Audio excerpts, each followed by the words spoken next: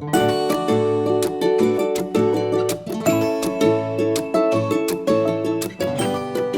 ladies and gents. In the interest of respecting everybody's time, seeing that we are in the middle of a week and an early morning, we are going to start the webinar on time this morning. I know there's people still coming in and we'll let them come through, but a warm welcome. My name is Angelique Smith. I am the vice chair, second vice chair of the Event Greening Forum. I am also the event and the education and training chairman. And our focus this year is to put together a string of webinars and workshops that are going to help you practically within your businesses and to understand sustainability in a simplified manner. For those who are understanding it and are implementing it, then to build on those building blocks. So, in line with that, I'd like to welcome you to creating and implementing a sustainability policy that works. Our presenter for this morning is Greg McManus, and I'd like to introduce you to him. Greg is the MD of the Heritage Environmental Management Company.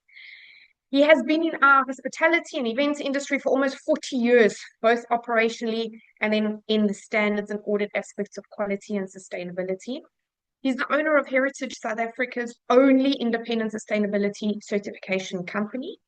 And he's actively involved in environmental certification and the development of standards and quality management systems in tourism. He is the past chairman of the Event Greening Forum and was directly involved in developing its minimum standard for sustainable events and framework for assessing the EGF certification. So without any further ado, Greg, would you like to unmute yourself? And you're very welcome to share your slides. And we're looking forward to what you're presenting to us today. And we will have a Q&A afterwards. We can ask everyone to just keep their microphones muted and we'll take questions afterwards. So thank you very much. Greg, to you now. Good morning. Good morning, everyone. Thanks, Angie, for those words. I'm just going to quickly share my screen with you, and we can then take it from there. All right. Let's just see. Let's share. All right. Good morning, everyone, and welcome to our webinar on creating and implementing sustainability policies that work. A lot of people have, over the last couple of months, been asking that we develop a webinar which will basically explain how sustainability policies are developed and which will then benefit your business as a whole. So what we're going to do today, I'm going to be going through a couple of things. The first is going to be defining a sustainability policy. What is it and what does it actually mean for you as a business? Secondly, why they matter. Is it just a document that you create and you file away, or is it something that actually starts guiding your business as a whole? How a well-implemented policy can support your business. In other words, if you do it properly, this can actually start building your business for you and start creating or start opening doors that perhaps are a bit closed to you at this point in time. The key components of a sustainability policy. A lot of people download these things from AI, they create one from AI, they adopt one to somebody else and they think that that's going to make it work, or they just take a draft one and they just sign it off and make that happen. There are components to sustainability policy, and once you know them, it makes it a lot easier. Aligning your sustainability policy. Hello, sorry, there was someone there? Greg, sorry, I muted them. Okay, all right. Aligning a sustainability policy with your business or your organization, how important that is. Practical approaches to implementation and accountability. A key component of any sustainability policy is accountability, and one needs to ensure that where that lies and who's managing it. And then finally, evaluating and improving your sustainability policy over time. And that's really the key of sustainability. So let's start off by defining what a sustainability policy is. It's a formal document that outlines an organization's commitment to environmentally and socially responsible practices. It sets clear objectives and strategies,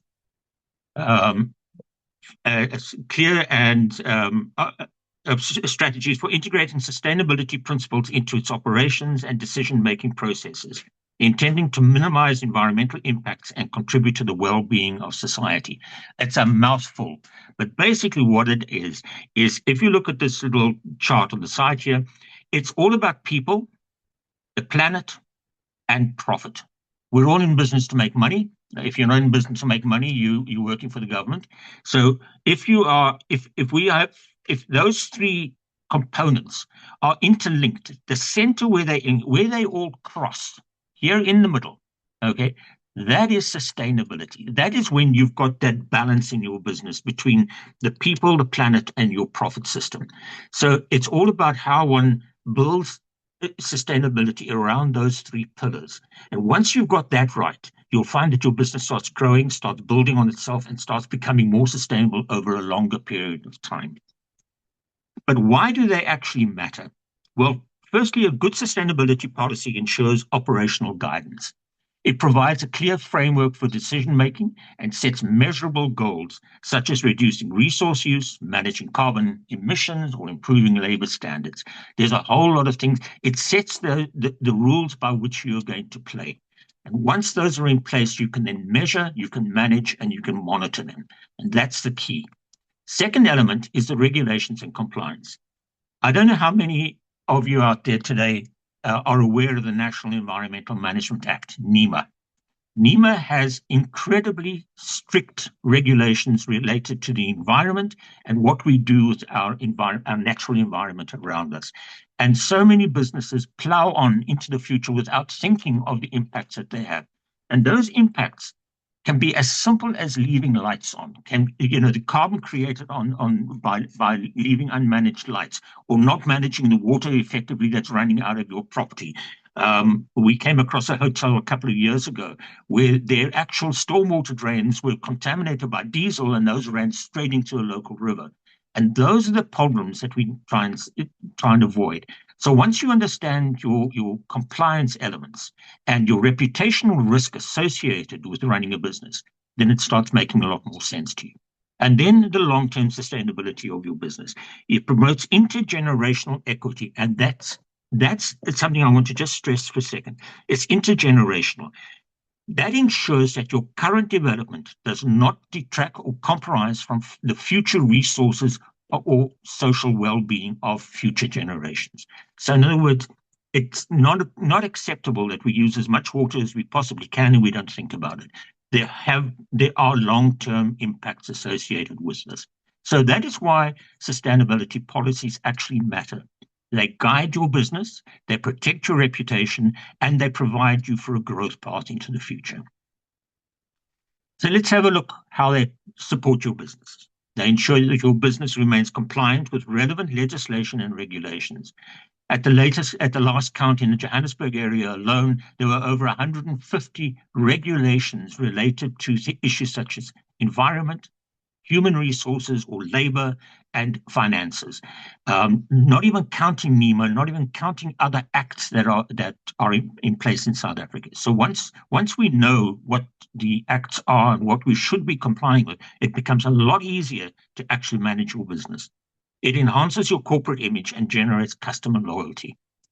If you have a sustainability policy which is applied, managed, and continually improved, your corporate image is going to improve. You are going to develop a greater customer loyalty, because this is the fastest growing sector of the consumer market at the moment, and that is the environmentally or socially aware consumer. A very good example is the recent spat in Woolworths with their chocolate manufacturer, where they've now put out over 3,000 people have been put out of work as a result of a spat internally. That would not have happened with a very strong sustainability policy in place. It improves engagement and support with your stakeholders and your community. I'll use the same example for that. If they had a really good sustainability policy, their engagement and support with their stakeholders and their community would have been a lot stronger than it was. It produces real financial savings through reduced resource consumption, improved waste management, human resource management, and improved supply chain management. All of these things cost you money. If we can get a sustainability policy in place, which is going to start saving you money, then it starts making sense to the business. And every one of these elements has that impact. If you don't train your staff correctly, they leave. Your staff turnover increases. Your staff dissatisfaction levels increase. Strikes start happening more regularly. If your supply chain isn't clean, isn't managed well, isn't protected, you start losing suppliers, or you start getting products that you're not managing correctly. It creates competitive edge your business needs in the current consumer market and enhances the attractiveness of your business for investors. An investor would like to invest his money where he can see a future for the business. And a sustainability policy can be that future document. And that's what you're going to try and achieve. It improves the overall efficiency of your business and reduces and avoids risks associated with the environmental incidents. You'll be surprised at how quickly an environmental incident can happen and how badly most people deal with it. So it's one of those things that increases the efficiency and reduces risk. And it generates customer loyalty, very important element. If your customers know that you care about their welfare, you care about their impacts that they have on business dealing with you, suddenly they start supporting you a lot more than they have. And it creates that long-term sustainability for your business. This is not a flash in the pan document. This is something you really need to work at and you need to accept, because it's going to make a difference in your life and in your business in the coming years. So what are the key components of the sustainability policy? The first is environmental protection. Every sustainability policy has 3 pillars.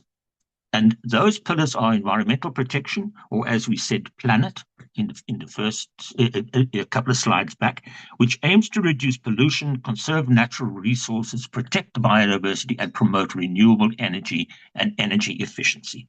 That's what environmental protection is about. It's about managing your water, managing your waste, managing your energy, ensuring clean and clear air quality around your business and it coming from your business.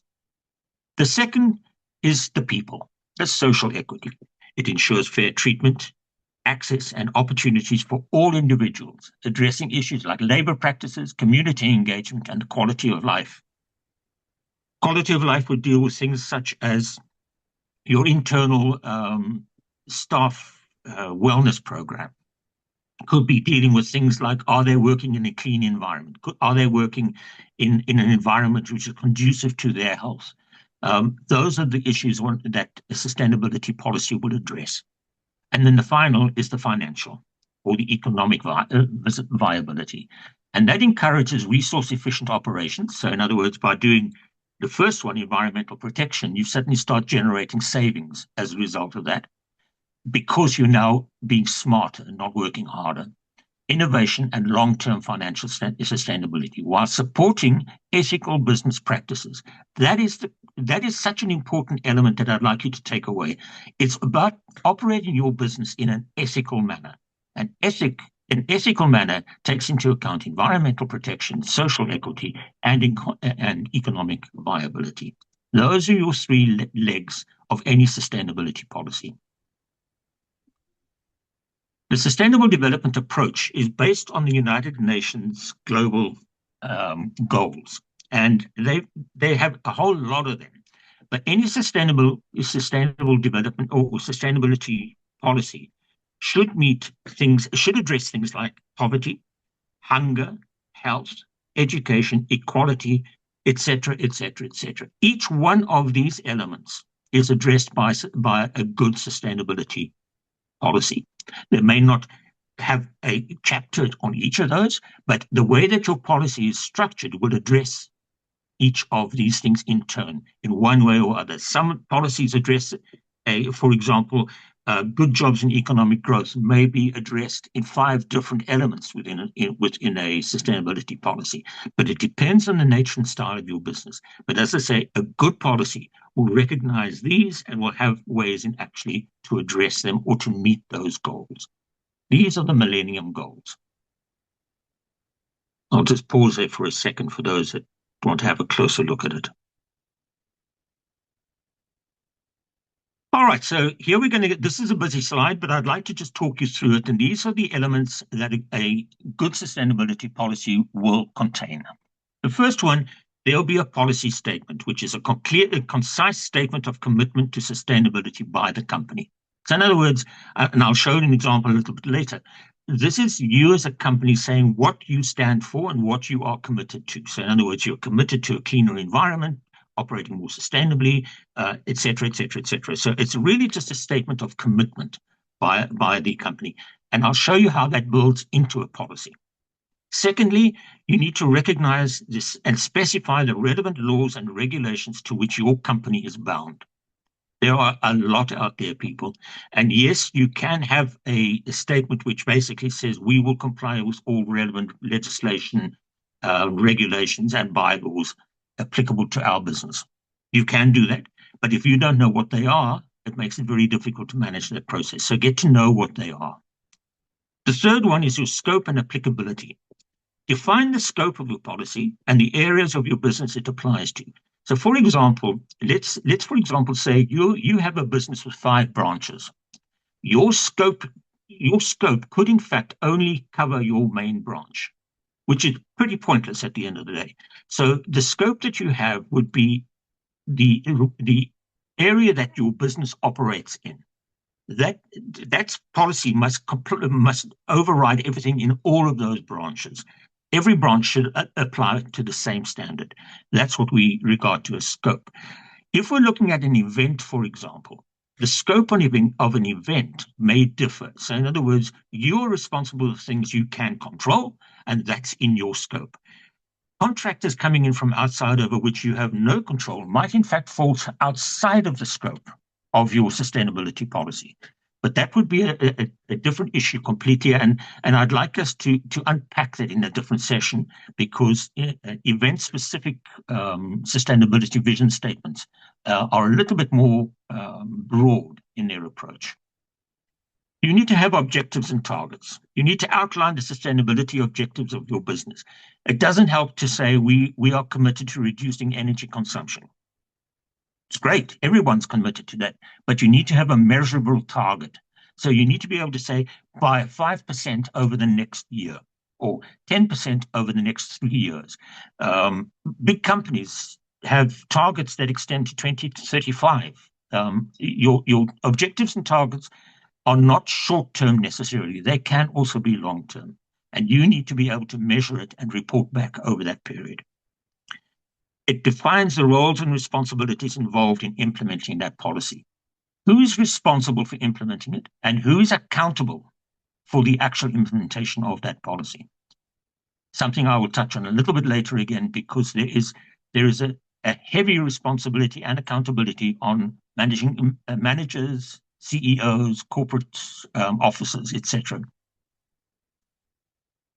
The environmental impacts, you need to understand and recognize the environmental impacts that you have as a business, and you need to develop strategies to minimize, mitigate, or avoid those impacts. So understanding what let's look at it this way. If you're running a transport company, you need to understand what your impacts are. What are the environmental impacts? The most important is consumption of fuel, which is a problem.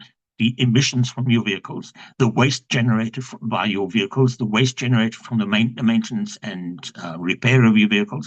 There are 6 or 7 or even 8 environmental impacts that associate just with running vehicles. So understand what they are, and then make sure that you've got policies built around that you can actually then measure, manage, and monitor. Your social responsibility defines the company's approach to social responsibilities to employees, to the community, and to ethical business practice. So what are you committing yourself to from a social point of view? You're committing to improving the health conditions of your employees, or you're improving the working conditions of employees, or whatever it may be. Understand what it is you want to work with, put it down, and put in measurements that you can actually measure how well you're doing on that. Resource efficiency ties up very much with the environmental impact, and that would define the way in which your business aims to manage resources in responsible and efficient manner. Resources are things like fuels, energy, water, waste, air quality. Those are resources. Those are things that we are borrowing from future generations. So how are we going to manage those? How are we going to minimize them? And how are we going to mitigate what we can't minimize? Remember that minimizing is your first step. If you can't minimize the use of fuel because that is what you do as a living, then you need to be able to mitigate what you're doing. And mitigation means to somehow soften the impact by doing something else. Remember 3 steps: minimize, mitigate, or avoid. Those are 3 important steps in any sustainability program. Your financial responsibilities will ensure fair distribution and spread of your investments. And that includes everything from procurement through to wages, the community development initiatives, whatever you have out, charities, whatever it is that you're doing. How are you making sure that the money you're making as a business, what you are doing as a business, is being spread in a fair and equitable manner with everybody involved with your business and everybody who's affected by your business? I'm not saying you throw all your profit at a community project. No, that's not what it is. But can you seriously operate a business when your employees are coming to work and their children have to stay at home without any care because there is no nursery school? Would it not make more sense to create a nursery facility at work that mothers can bring their children to work and at least they know their children are safe? Just as an example, that might be a social issue that you want to look at. Biodiversity and ecosystem protection very much ties up with the environmental impact. Describe what actions you will take to protect local diversity and ecosystems which are being impacted by your business. If you've got a local water body alongside your business, what are you doing to improve the quality of that water? Are you contributing in any way to the pollution of that water? If you're in a community and you're burning fossil fuels, what are you doing to improve the air quality around that area for the people who live in the area? That's the type of thing that you'd be looking at there. Risk assessment. Identify your potential sustainability risks and develop your strategies so as you can to mitigate those risks. We all have risks in our business. Get to know what the risks are that you as a business suffer and you pose to others around you, and you can actually start addressing them. Reporting and disclosure. This is probably one of the most important elements of any sustainability program or any sustainability document. It doesn't help that you have these documents and you don't report on them. It doesn't help that you take this thing and you hide it in the filing cabinet somewhere out there and you never go back to it. You never go look at it and you say, okay, this is how well we've done against our target, or this is how are we going to provide feedback to our shareholders, to our community, or our stakeholders? What do you actually do to do that? A very good example of this, for example, would be in an event where an event sustainability vision statement is made visible, it's made available, it's made public. Sorry, I just fell off the chair. Is made public to the people who are coming to your event. It's very important that we understand how that works. Okay, sorry about that. I've got phone calls coming through here, so I'm trying to stop them now. Continuous improvement. Here we're looking at explaining your commitment to continual improvement. A sustainability policy document needs to be updated at least once a year to keep it relevant, to keep it effective, and to keep it meaningful. Without that, it just becomes another document in a filing cabinet. And it, quite honestly, it's a pointless exercise. Save yourself a lot of time and effort.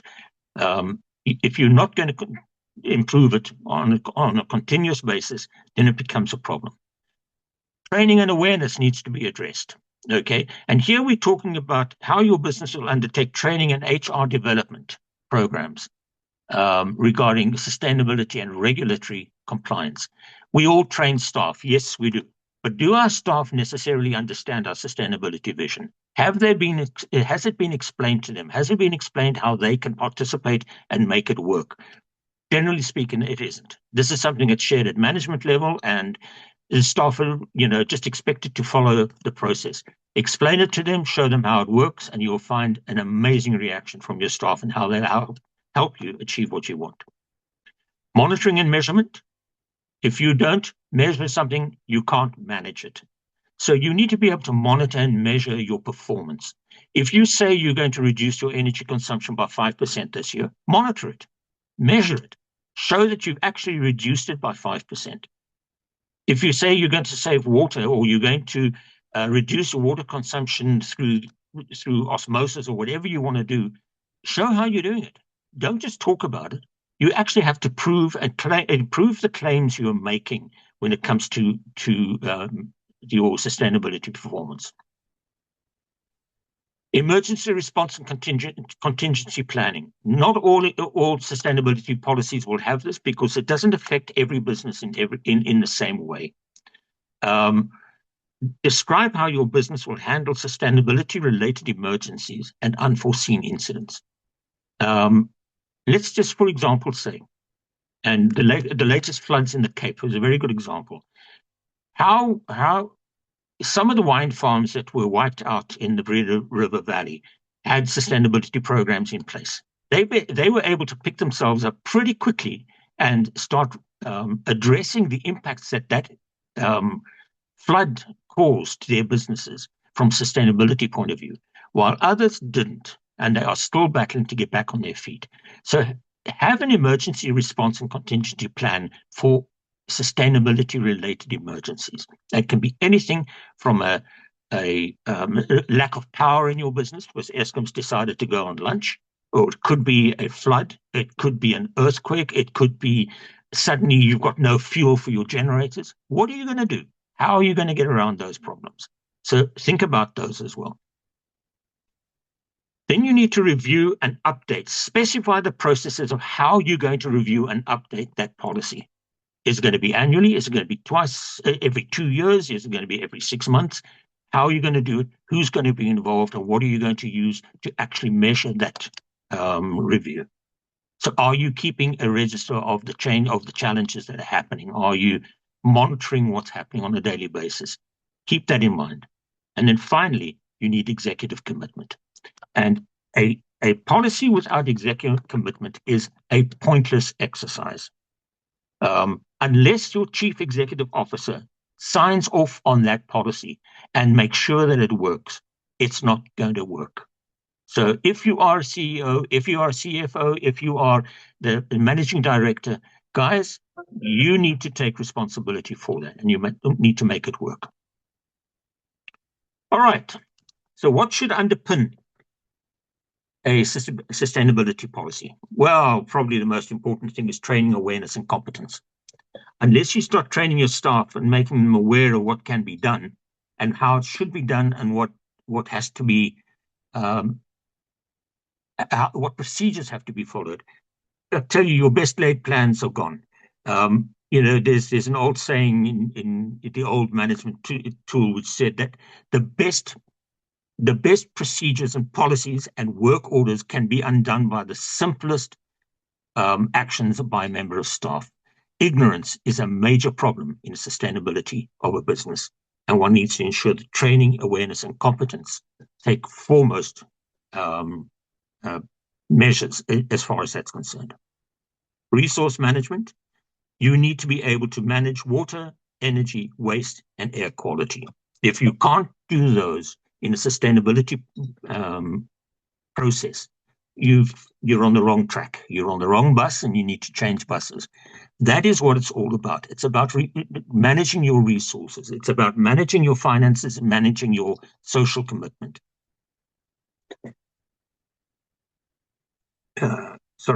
Procurement. How clean is your supply line? Are you, for example, in your business, are you stocking products which have a very bad environmental impact? Or are you using chemicals in your business that are harmful to the environment and to humans? What are you using to clean your business with? Have you sourced eco-labeled products? Have you sourced earth-friendly products? Those are the procurement questions you need to look at. If you're running a event type organization, who are the people that you're giving the business to? What are their sustainability visions? Do they share yours? Or are they just, or you just let them go in and plow up a field to put a tent down? Those are the questions one has to look at in procurement. It's all about what you do and what you buy.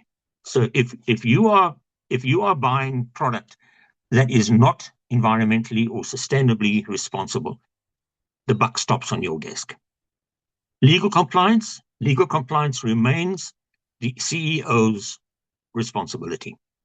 And that has to underpin your sustainability program. You cannot operate a business by implementing illegal measures or ignoring a law. And there's a very strict policy which says that ignorance of the National Environmental Management Act is no excuse. Your company will still be prosecuted, you will still be fined, you will still have measures taken against you if you are found guilty of breaching the NEMA Act. So don't think that legal doesn't play an important part in your sustainability policy. It does. Be aware of it, make sure that you understand where it's going, and make sure that everyone actually complies with it through the business. Because at the end of the day, I don't want to be visited by my member of staff while I'm sitting in jail, because that's what it'll come down to at the end of the day. You need objectives and targets. Unless you have objectives and targets, there's absolutely no reason to go this route. Create your objective. What is your objective? My objective is to reduce waste from my business. What is my target? My target is to reduce by 15% this year. What is my objective? To reach zero waste to landfill. What is my target? Over the next 5 years. That's what you need to have in your policy. So you've got something that you know what you're aiming for, and you know how to measure to get there. Your aspects and impacts. Understand what your aspects are. Now, an aspect is an activity in your business. It could be as simple as making photocopies. Okay. What are the impacts of that activity? And the impacts relating to energy use, to the use of paper, to the use of inks, to the generation of waste. There's your impact. Very simple. So you look at every element of your business, you break it down, and you say, okay, I'm running a shuttle service for my staff. What are the impacts of that shuttle service? And you start listing them, and you make sure that you have policies or procedures in place to manage and minimize and control those impacts. That makes a big difference in everyone's life. Here are the things you don't normally, or you wouldn't necessarily have to have in your sustainability policy, but it helps. Management structures and responsibilities. It tells who's responsible for what, how the structure works, and I'll show you on a draft policy now how you can make it work, and who's responsible for what. Where is it going from here? Emissions management is a nice one to have. It could be under your resource management side because it is directly related to energy consumption or air quality. But emissions management is something one can bear in mind. Climate change adaptation and mitigation. I don't know if you've all been watching the weather reports in the UK at the moment, but it is the hottest year on record in the United Kingdom. In Europe, in France, they're closing schools down. Climate change is a reality. We need to understand it. And yes, there are a lot of crackpot theories that are going on out there, but the reality is it's happening. So how is climate change going to affect your business, and how are you going to adapt to it? What are you going to do to minimize the impacts that climate change is going to have? Because it is going to have an impact on your business. Whether you're running a fruit sellers or you're running a multinational corporation that sells widgets, at the end of the day, climate change is going to have an impact on your business. So prepare yourself for it. Start looking at it. Start planning for it, because it helps you. It keeps you one step ahead of what's happening. You could also include hazardous materials. What hazardous materials are on your property, and how are you going to manage and deal with them? Do you have a generator? How much fuel is on the property? Are there fire extinguishers close by? How do you monitor leaks? Those are the types of things you'd look at for hazardous materials. Design and construction. If you're building a new business, how are you building it? Is it sustainably developed? Is it sustainably designed? Those are the things. What materials are you using in it? That doesn't apply to every business, so I haven't included it in the main underpinning issues. Transport and maintenance could be a very important underpin for your policy. And that relates to the transport on your business and how you maintain those vehicles at the end of the day, if you're running a fleet. Biodiversity management runs very closely with your resources once again. So biodiversity, what are you doing? How do you impact on your local biodiversity, and what are you doing to minimize that? And then finally, responsible business practice. How are you managing your business responsibly, and how are you actually getting this across to your stakeholders? And stakeholders can be anything from employees to suppliers to clients to prospective clients. How are you getting that responsible business practice? How is it affecting them? Are you running your business ethically at the end of the day? I think that's the important question one has to ask oneself. So these are just some of the underpinning issues that your policy should be addressing and controlling. They're not, it's not exclusive. They are not prescribed. Every sustainability policy will change according to the nature and style of the business which is being managed. Here's a sustainability policy as a draft, and I'm just going to highlight a couple of things that I've touched on now. For example, this policy has a number. Okay, we've called it EG 2.1. Here is your main line of responsibilities. The general manager, the CEO, whoever's the top man, the guy who goes to jail, needs to approve and sign that off. If that is not signed off and approved by that person, this document doesn't exist. Your policy doesn't exist. Your department head, if there is, for example, you have sustainability officer, that person the department head would be, if you've got a major company with different departments, each department head would need to sign it off in their own department. Your sustainability officer or your coordinator would need to sign, because that's the person who's going to monitor it and manage it. And then finally, you've got a committee. Create yourself a committee. In this case, there's a committee. And the committee chairperson who's monitoring and the committee manages this whole process, they would sign that off. And that would be a responsibility of theirs. Then we look at the purpose. This is your sustainability objective or statement here. Okay. To define the sustainability statement, which outlines your company's mission in relation to managing its sustainability impacts, etc., etc. Here's the scope. Okay. The policy includes the following: the mission, vision, core values and beliefs, a commitment to continuous improvement, a commitment to the prevention of pollution, recognition of compliance with relevant sustainability legislation, education and training of employees in sustainability issues, and monitoring of progress and review. People, it's all there.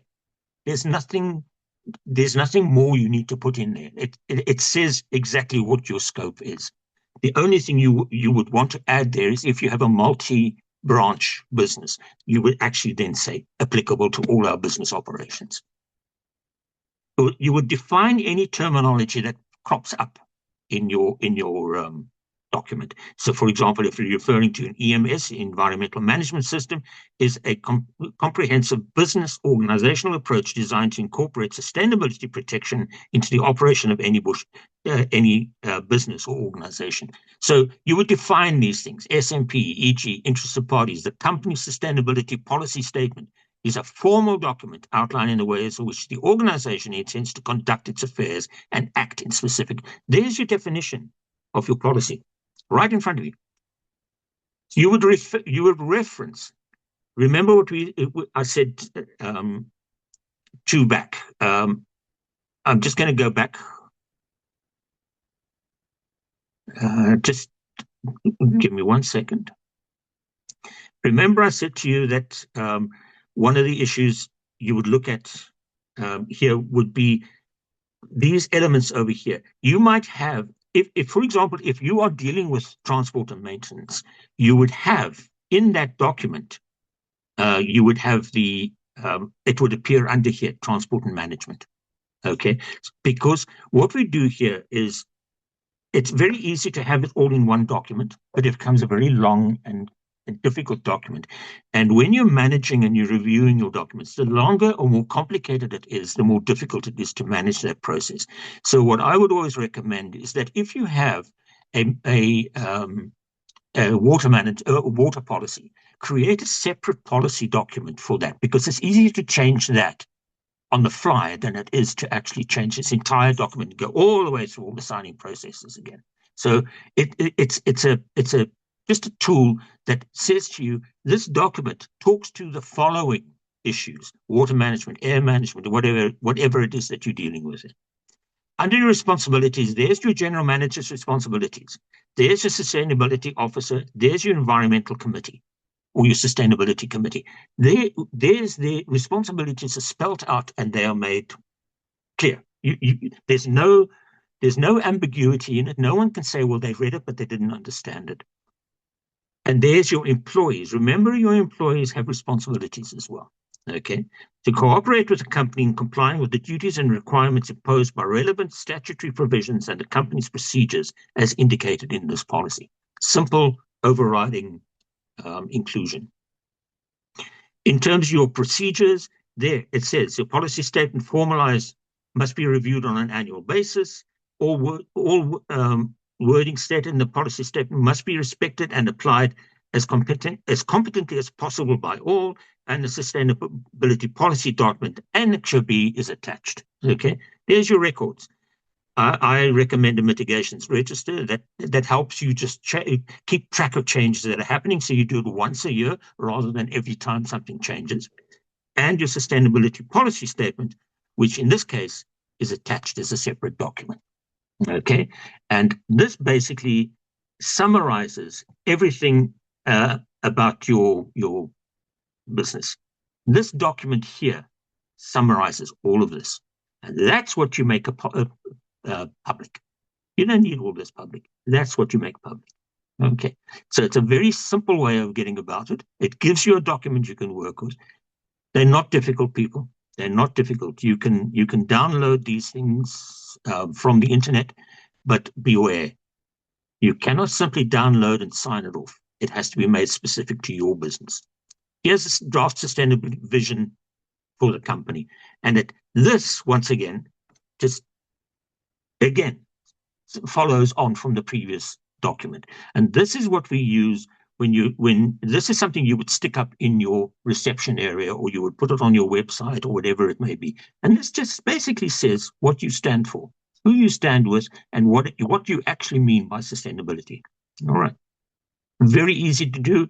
We'll make this draft available to everybody through the EGF. You can ask for a copy. We'll load it onto the site, and you can actually use that as a draft. Here's where we now go. If you look on the right-hand side here, you see this is known as your sustainability or your continual improvement cycle. And it basically starts at plan, goes to do, goes to check, and goes to act. Plan, do, check, act. So you plan your process, you implement it, you actually run it. You then go back and check to see how well it's working, find where the problems are likely to be, find where there's omissions or where something's not working as it should to achieve your plan, and then you act on it. So in other words, you action it. So you would then make the adjustments, and it goes back into the planning cycle, do, check, act, and that becomes your continuous improvement process as a business. So you need to understand your business fully and recognize its impacts on the environment, employees, the supply chain, and local communities. Even AI-generated policies need to be aligned to your business. Do not fall into the trap of simply downloading one, saying to ChatGPT, create my sustainability management policy for my business, and take that and sign it off and stick it in a file. Chances are it's not going to address your needs. It will not be specific to what you're doing out there. And it's just going to create all sorts of hassles for you over the longer term. People, if that's the route you want to follow, then you're not running a sustainable business. All you're doing is ticking boxes. And that's not in your interest. And simply, it's going to hurt you. So don't even go there. Develop appropriate responses to the identified impacts and create workable procedures to manage, to minimize, to mitigate, and avoid the impacts. Recognize what you're doing, what the impacts are, and how you're going to minimize or manage those. That's what it's all about. That's sustainability in a nutshell. Introduce the policy to your employees and get buy-in at every level. This should not be a top-down system. Your committee that develops this, or your team that develops this, must include people from senior management, middle management, and your workforce. Sit down, let's all talk about it. Let's see what's practical, because what's practical to a general manager or to an executive manager is not necessarily practical on the shop floor. So get buy-in at all levels, and then you're going to get the thing that everyone agrees with and works towards. Do it as a top-down system, and your staff will work against it, and they'll just to prove that they can break it. Believe me, I've seen it happen. This is a common problem. Ensure that your employees are trained in accordance with the procedures and monitor and encourage compliance. Monitor them. Talk to them. See what's working. See what's not working. Encourage compliance rather than going out there and firing people because they didn't separate the waste in the bin. Encourage them. Show them how to do it. Show them why you do it. And then it starts making a lot more sense, and they tend to follow the system. You'll always get the one guy who will go in a different direction, but we can't live our lives like that.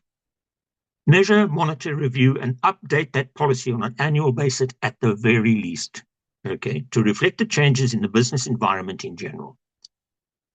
Get in there, update your policy on a day-by-day or month-by-month basis. Create your register of what has happened, what changes are needed, what you need to add, whatever it may be. And on an annual basis, just add it in. Much easier to do that. All right, let's talk about implementation and accountability. All right, the first thing that we need to look at here is going to be implement the agreed policy after initial training and awareness has been completed. Don't implement the policy and then try and train your staff, because they're not going to understand it initially and they're going to be confused. So walk them through it, tell them what you're going to be doing, then implement your policy, and then you monitor it after they've been trained and they are made aware of what it is they're doing. Appoint champions at each level or department of your business to manage and monitor the implementation process. Create your little green teams if you've got a large organization. Create a green team in each department, and they would then manage and monitor what's happening in that department. Is the waste being separated? Are the lights being switched off at night? Are the computers being switched down at night? Those are things that should happen at departmental level. Your environmental officer or your sustainability officer is not there to do that. This is a departmental issue. This is a management issue rather than a compliance issue. Ensure accountability for non-compliance against stated procedures and standards. If there is non-compliance on something, there should be accountability for it. Ensure that that accountability takes place. And that can just be a simple sit the person down and talk to them about it. Try and get an understanding of why there's a non-compliance, because it could be a very valid reason from a shop floor situation. Get that accountability going and start working to make sure that non-compliance are minimized and eliminated wherever possible. Recognize and reward excellence wherever this takes place. We are so quick to find fault with staff. Here's an opportunity to actually reward their excellence. Reward the employee of the month who's really gone out of their way to embody your sustainability policy. Reward the people who are actually doing this thing well. And that encourages others to do it as well. Ensure company-wide account. Go back one. That rewarding excellence there could also be part of your employee of the month program if you're still running one as a business. That could be sustainability could be one of the elements that you evaluate before appointing your employee of the month.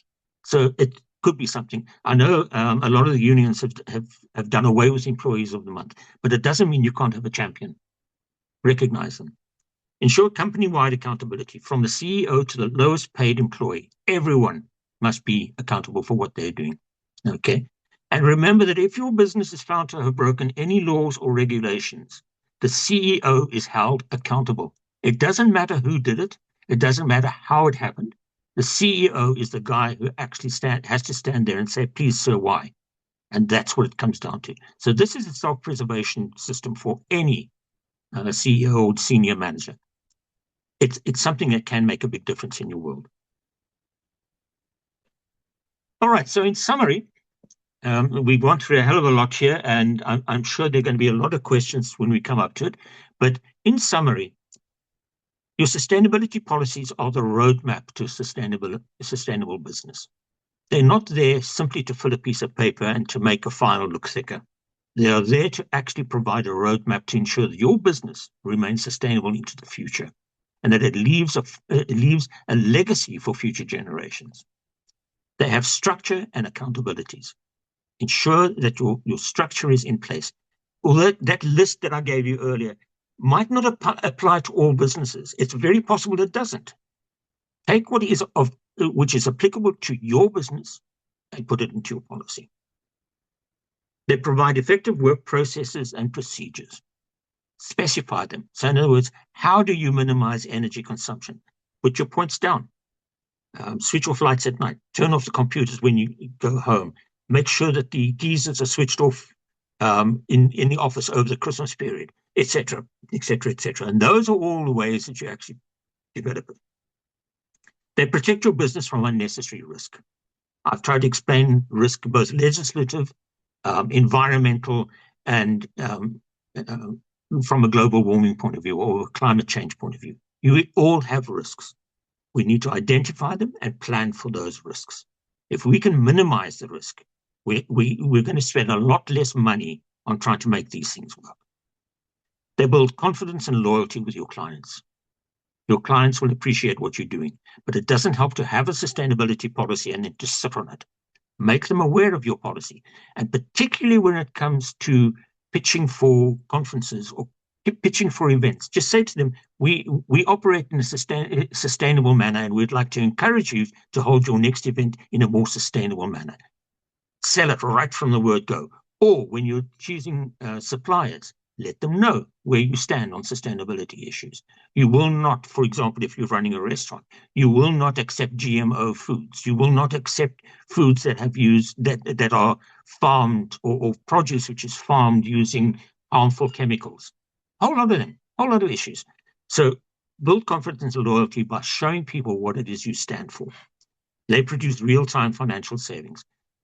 I can't even begin to think of the number of examples that I have of where people have saved money.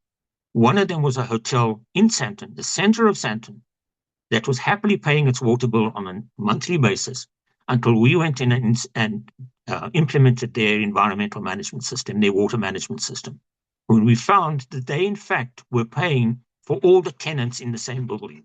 There wasn't a separate meter, and the landlord had said nothing. What were their savings in the first year? Over R1 million. That is how simple a thing like this can be. It can save you a lot of money. Just do it properly.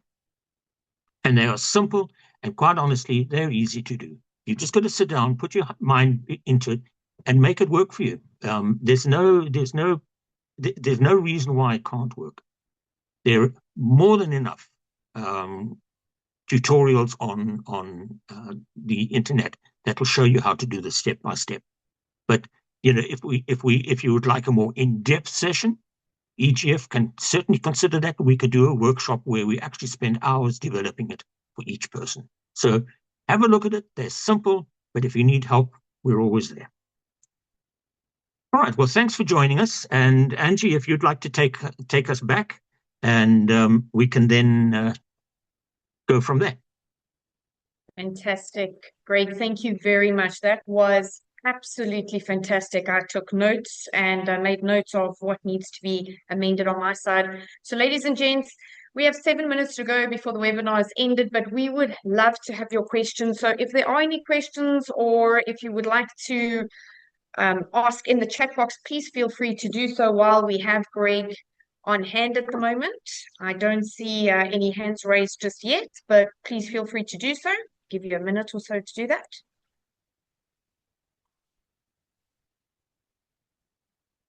Perfect. While we are waiting for any questions to come through, let's not waste time and just let everybody know what is up and coming for the EGF. We have some chats coming in, so we'll get to that now. Okay.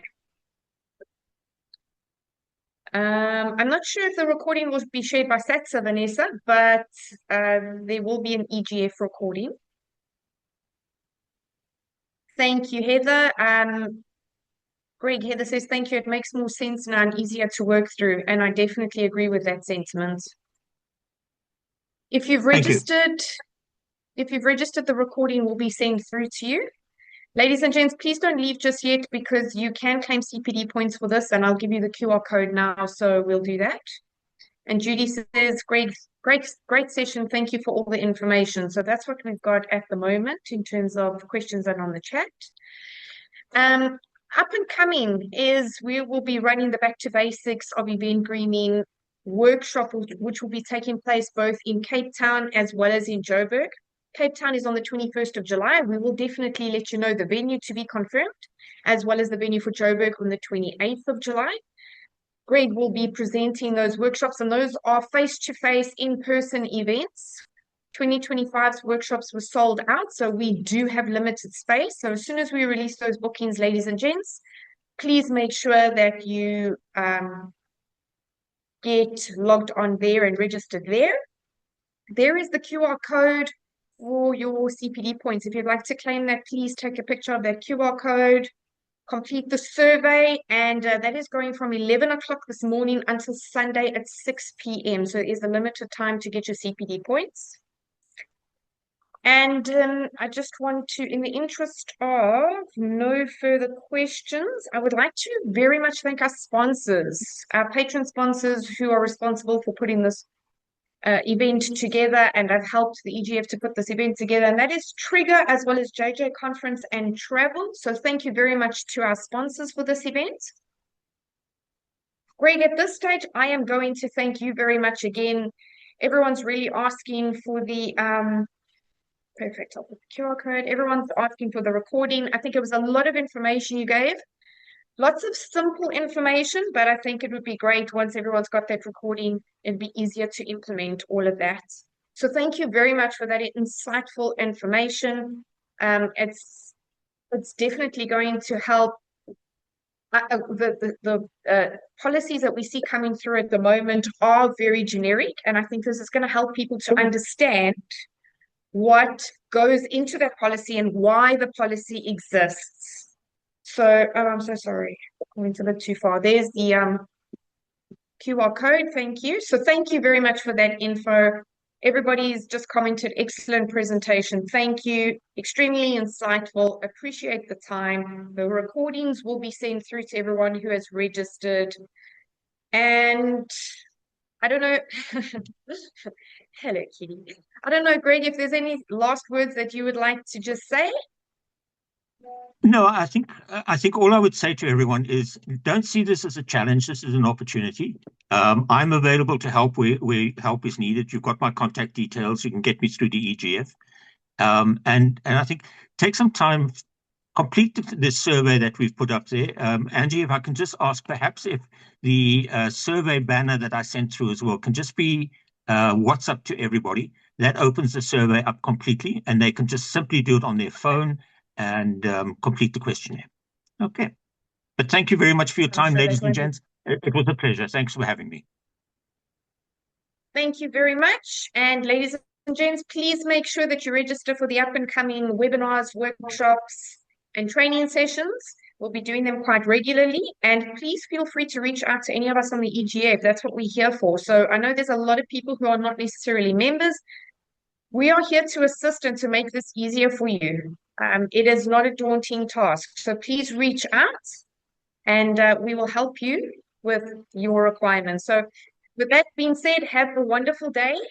Thank you very much for joining us this morning. We have 2 minutes to spare and happy to get you back to your clients and work. Have a good day, everyone. Bye.